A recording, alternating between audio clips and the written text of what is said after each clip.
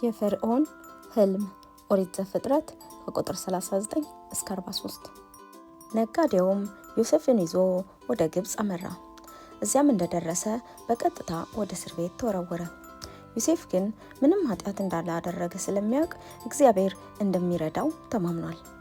ከሌሎች እስረኞችም ጋር በፍጥነት ጓደኛ ሆነ። ከእስረኞቹ አንዱ በቤተ መንግስት ውስጥ ይሰራ ነበር። እናም የግብጽ ንጉስ ስለነበረው ለፈርዖን ወይን ያቀርብ ነበር። አንድ ቀን ጠዋት እንዲህ አለ፣ ትላንት ማታ ህልም አየሁ። ወይኑን ለቅሜ የፈርዖንን ጽዋ ጨመኩት፣ ከዚያም ጽዋውን ለፈርዖን ሰጠሁት። ዮሴፍ ሆይ ያ ህልም ምን ማለት እንደሆነ ታውቃለህን? ዮሴፍም ይህ ማለት እንደገና ለፈርዖን የወይን ጠጅ እንድታቀርብ ይፈቀድልሃል ማለት ነው። ነገር ግን ከእስር ቤት ስትወጣ አትርሳኝ አለው። እኔም ነፃ እንደሆን ለመርዳት ሞክር። ከጥቂት ቀናት በኋላ ህልሙ እውን ሆነ። ሰውየው ከእስር ተፈታና እንደገና ለፈርዖን ወይን ማቅረብ ጀመረ። ነገር ግን ስለ ዮሴፍ ያለውን በሙሉ ረሳው። ከተወሰነ ጊዜ በኋላ ፈርዖን አንድ እንግዳ የሆነ ህልም አየ። አንደኛው 7 የሰቡ ላሞችና 7 ቀጫጭን ላሞች ነበሩ። ቀጫጭኖቹ ላሞች የወፋፈሩትን ሁሉ ላሞች ሲበሏቸው ተመለከተ። በሁለተኛው ህልም ደግሞ ፈርዖን ጤናማና ውብ የሆኑ 7 ተክሎችን አየ።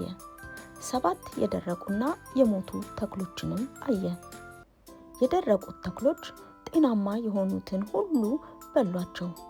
ፈርዖን ህልሞቹ ምን እንደሆኑ ፈጽሞ ሊረዳ አልቻለም። ፈርዖንን ይረዱ የነበሩ ጠቢባንም አልገባቸውም። ከዚያም እስር ቤት ውስጥ የነበረው ሰው ዮሴፍን አስታወሰ። ዮሴፍ ህልም እንደሚፈታ ለፈርዖን ነገረው። እግዚአብሔር በዚህ ጊዜ ዮሴፍን ህልሞቹን ትርጉም እንዲያውቅ ረዳው። ለፈርዖንም ግልጽ አድርጎ እንዲነግር አገዘው። ዮሴፍም የፈርዖንን ህልም እንዲህ ሲል አብራራ። ለ7 ዓመታት በእርሻ ላይ በጣም ጥሩ ተክል ይበቅላል። ነገር ግን 7 ዓመታት በኋላ ለ7 ዓመት ያህል እህል አይኖርም፣ ምክንያቱም ዝናብ ስለማይኖር ነው። ፈርዖንም ዮሴፍ ሆይ አንተ በጣም ጥበበኛ ነህ፣ ግብጽን የመግዛት አንዱ አካል እንድትሆን እፈልጋለሁ አለው።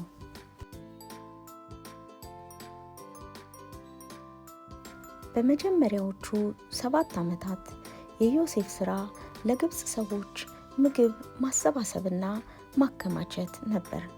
ከዚያ ምንም ነገር በማይበቅልበት በመጥፎ ዓመታት ውስጥ በቂ ምግብ ይኖር ነበር።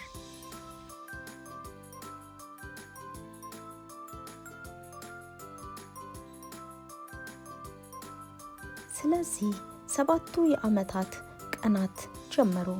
እናም በሌሎች ሀገሮች የሚኖሩ ሰዎች ምንም ምግብ አልነበራቸውም። የዮሴፍ ቤተሰብም የሚበላ አልነበረውም። የዮሴፍ አባት ያዕቆብ እህል እንዲገዙ ልጆቹን ወደ ግብጽ ላካቸው። ወንድሞቹ ግብጽ በደረሱ ጊዜ ወደ ዮሴፍ ሄደው ሰገዱለት። ወንድማቸው መሆኑን አላወቁም ነበር። ዮሴፍ ግን አወቃቸው። ለወንድሞቹም እህል ከሸጠ በኋላ እንደገና ወደ ቤታቸው ሄዱ። ከጥቂት ጊዜ በኋላ ተጨማሪ ምግብ ለመግዛት ወደ ግብጽ ተመለሱ። ዮሴፍም እንዳዩት ደግመው ሰገዱለት። በመጨረሻም ዮሴፍ ወንድማቸው መሆኑን ነገራቸው። ወዲያውኑ ፈሩ። ዮሴፍ ግን አትፍሩ አላቸው። እግዚአብሔር ለኛ አንድ እቅድ ነበረው፣ ይህ እንዲሆን ፈልጎ ነው። ከዚያም ወንድሞቹን ሁሉ አቀፈ። የዮሴፍ ወንድሞች በፍጥነት ወደ ቤታቸው በመሄድ ሁሉንም ለአባታቸው ነገሩት። ያዕቆብ ዮሴፍ በሕይወት እንዳለ ሲያውቅ እጅግ በጣም ተደሰተ። እናም ቤተሰቡ በሙሉ ወደ ግብጽ ሄደው ለመኖር ወሰኑ። እንግዲህ ቤተሰቦቼ እንደተለመደው ኮፒ፣ ሼር፣ ላይክ በማድረግ ይህ ቪዲዮ ለብዙ ህጻናት እንዲተላለፍ አድርጉ። ጥያቄና ጥቆማ አስተያየት እንዲሁም ካላችሁ ኮሜንት ሴክሽን ላይ ጻፉልኝ። አመሰግናለሁ።